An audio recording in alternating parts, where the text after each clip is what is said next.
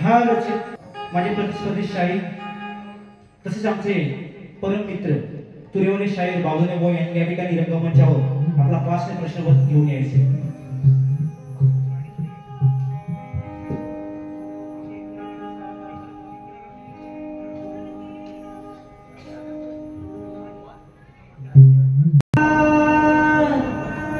उजड़ जाते हैं फिर से एक बार उजड़ जाते हैं चलते रे इश्क में पड़ जाते हैं चलते इश्क में पड़ जाते हैं। आणि म्हणून आज या ठिकाणी जमलेल्या माझ्या सर्व रसिकांच्या चरणी मानवंदना अर्पण करतोय। म्हणून काय म्हणायचं बघा। झालो मी तुमच्या चरणाची धूळ झालो मी आज रसिका ही तुमची सेवा करण्यास आलो मी ज्ञान या रसाचे अमृत प्यालो मी आज रसिका ही तुमची सेवा करण्यास आलो मी आज रसिका ही तुमची सेवा करण्यास आलो मी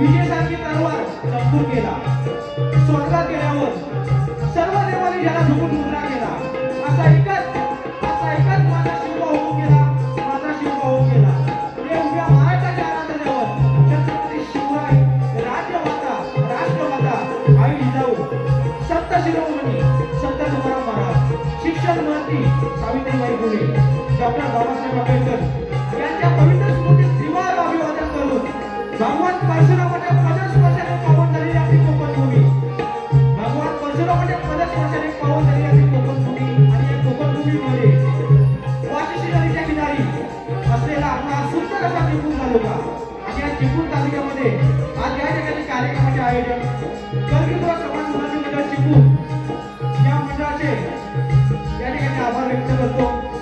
तसेच या ठिकाणी बसलेल्या माझ्या सर्व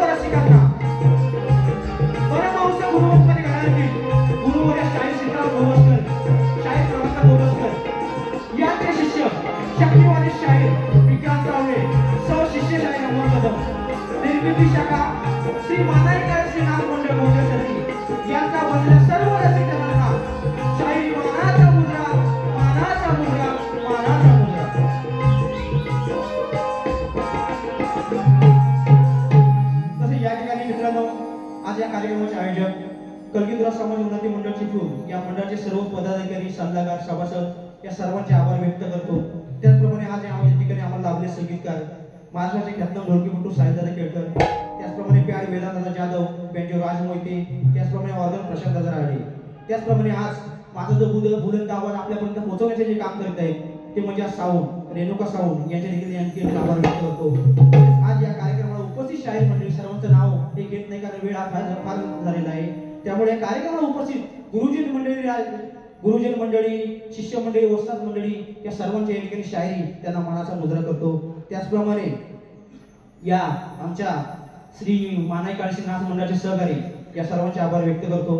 तसेच माझे प्रतिस्पर्धी शाहीर सुभाष दादा बावधने यांना शायरी मनाचा मुद्रा करून रसिकजन तुमचं मनोरंजन करण्याचा निकाल माझा प्रयत्न असेल, पण सुरुवातीपासून शेवटपर्यंत या तुमच्या लेकराला शांततेचा आश्रय मनाचा सहकार्य द्या हीच आशा बाळगून मी माझ्या पुढील कार्यक्रमाला सुरुवात करतो. जय हिंद, जय महाराष्ट्र.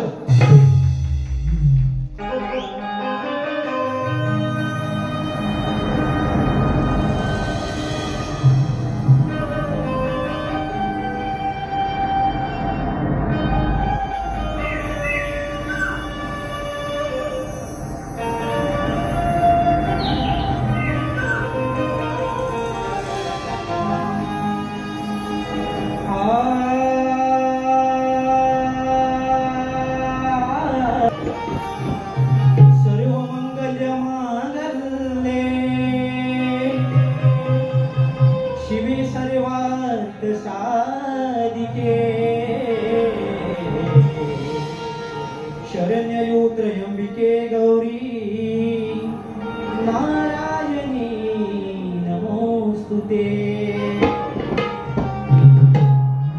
या सकल जनांची माते तू आहेस स्वामिनी,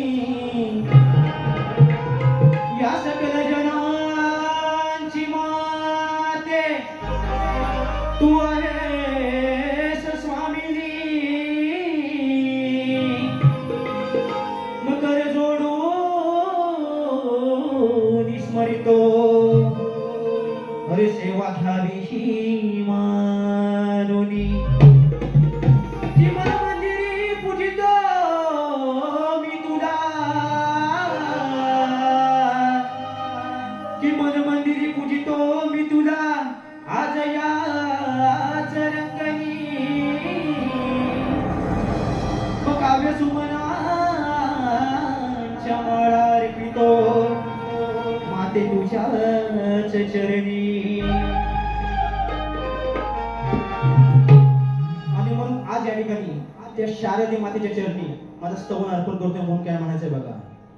तुझ्या या चरणाची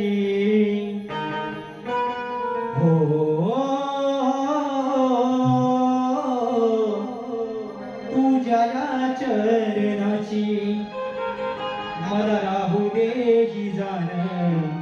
तुझ्या या चरणाची मला राहू दे ही जाण. रे माते माझी राखावी तुशान, शारदे माते माझी राखावी तुशान.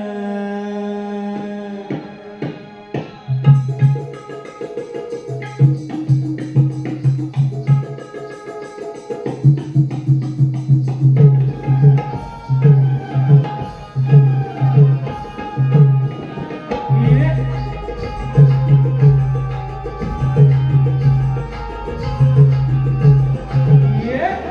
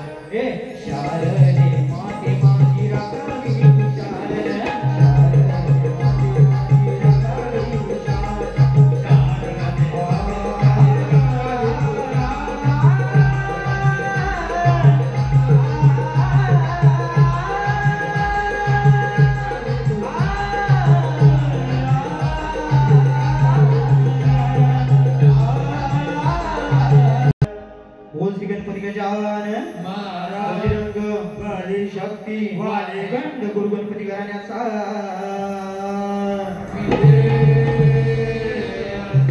सीताराम प्रभाकर बुवा नाही काळीसी नाथ मंडळाचा जय जयकार छत्रपती शिवाजी महाराज गणपती बाप्पा मोरया. मंगलमूर्ती मोरया.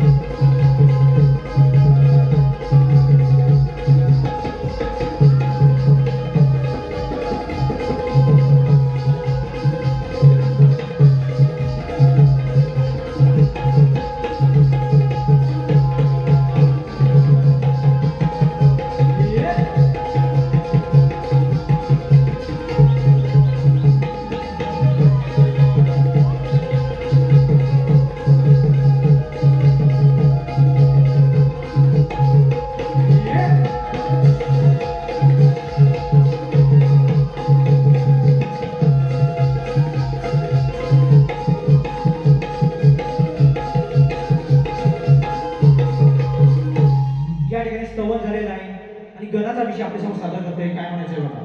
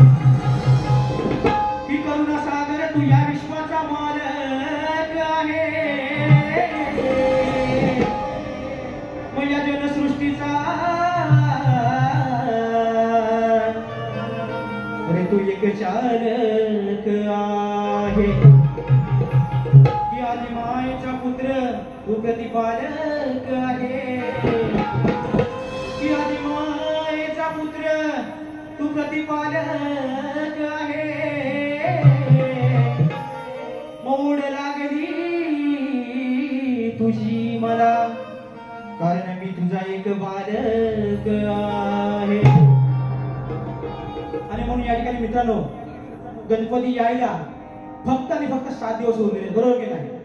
पण सुख करता दुःख करता या विश्वाचा पालन करता ज्या विघ्नाच्या गणयाने किती सुखी देवांमध्ये अग्रपुरीचा मान मिळविला त्या गंधाची ओढ तुम्हाला सर्व भक्त जन्म लागलेले आणि म्हणून आज हा त्याला विनवणी हा त्याचं लेकरू ह्या गाण्यातून त्याला विनवणी काय करते बघा या ठिकाणी. आणि बुवा तुम्हाला देखील माझा आवर्जून सांगणं आहे की आज ह्या रंगमंचावर तुमचाही माझा पहिलाच कार्यक्रम आहे. पण आज बुवा तुम्ही माझ्यापेक्षा ज्ञानाने खूप मोठे आहात. या ठिकाणी ह्या रंगमंचावर बुवा वाईट हे तुमच्याकडे ठेवून तुमच्याकडून जे चांगलं असेल ते नक्की शिकून जाण्याचा माझा प्रयत्न असेल. म्हणून या ठिकाणी गाणं सुरुवात करतो. गाणं काय म्हणायचंय बघा. हो शुभ कार्याच्या शुभ दिना हो मंगल समयी या क्षणा शुभ कार्याच्या शुभ दिना मंगल समयी या क्षणा ओढ लागे तुझी साऱ्या भक्त जना ओढ लागे तुझी साऱ्या भक्त जना कुणाच रे गना चतुर्थीच्या या सणा कुणाच रे गना चतुर्थीच्या या सणा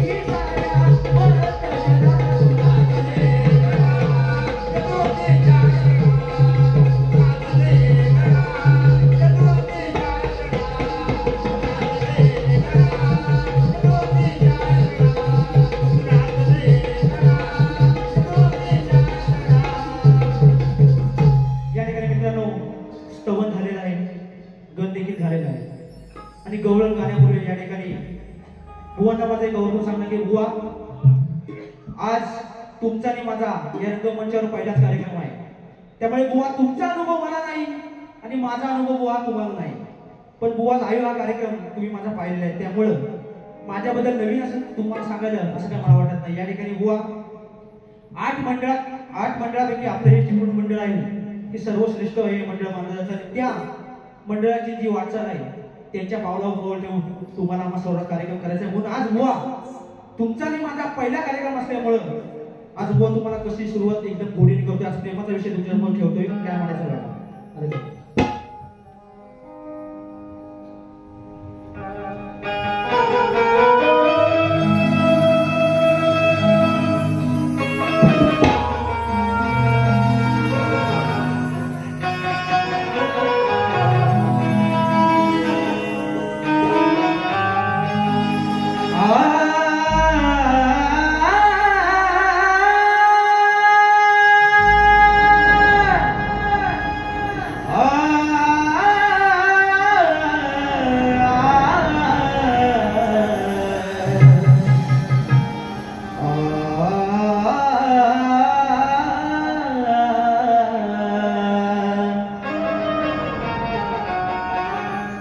की जन्मोजन्मीचा सखा तू माझा, जीव तुझ्यावर जळला,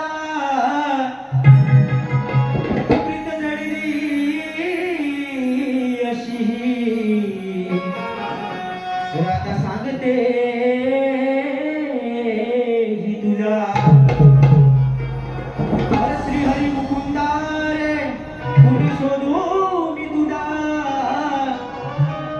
मग वेळी राधा तुझ्यासाठी.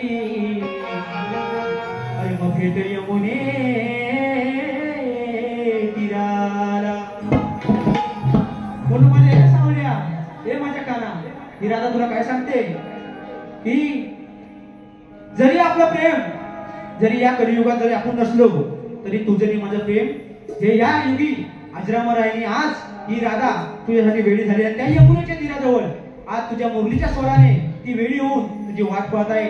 हे काना, हे माझ्या सावळ्या येऊन या राधेला भेटते. आणि म्हणून बुवा हा गौरी दिवशी कसा मांडतोय बघा. काय म्हणायचं. हे काना मनमोहना, मन मंदिरी मी पूजते तुला या क्षणा, नको वाजवू तो मंजुळ बासरी, भेट यमुने तिरी, नको वाजवू तो मंजुळ बासरी, भेट यमुने तिरी.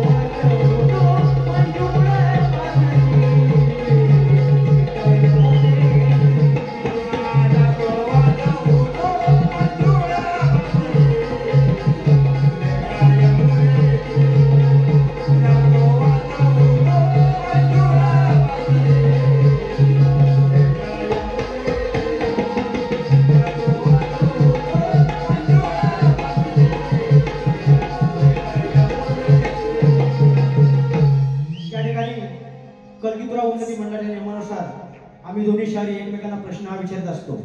बुवांना लेखी स्वरूपात प्रश्न दिलेला आहे, पण तुमच्या रसिकांच्या कानापर्यंत पोहोचवण्यासाठी हा प्रश्न वाचून दाखवतोय. बुवा, माझ्या प्रश्नाकडे लक्ष द्या. काय म्हणायचं? माझा प्रश्न असा आहे की एका धोब्याच्या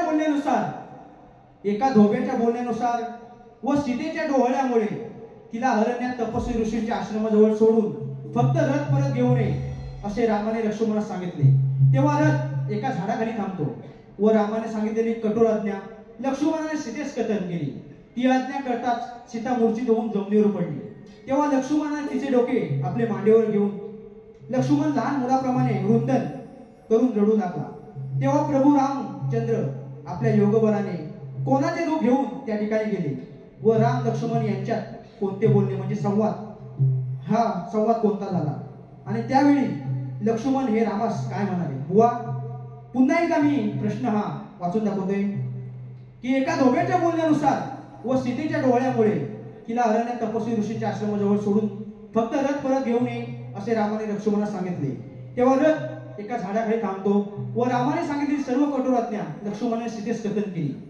ती आज्ञा करताच सीता मूर्छित होऊन जमिनीवर पडली. तेव्हा लक्ष्मणाने तिचे डोके आपल्या मांडीवर घेऊन लक्ष्मण लहान मुलाप्रमाणे रडू लागला.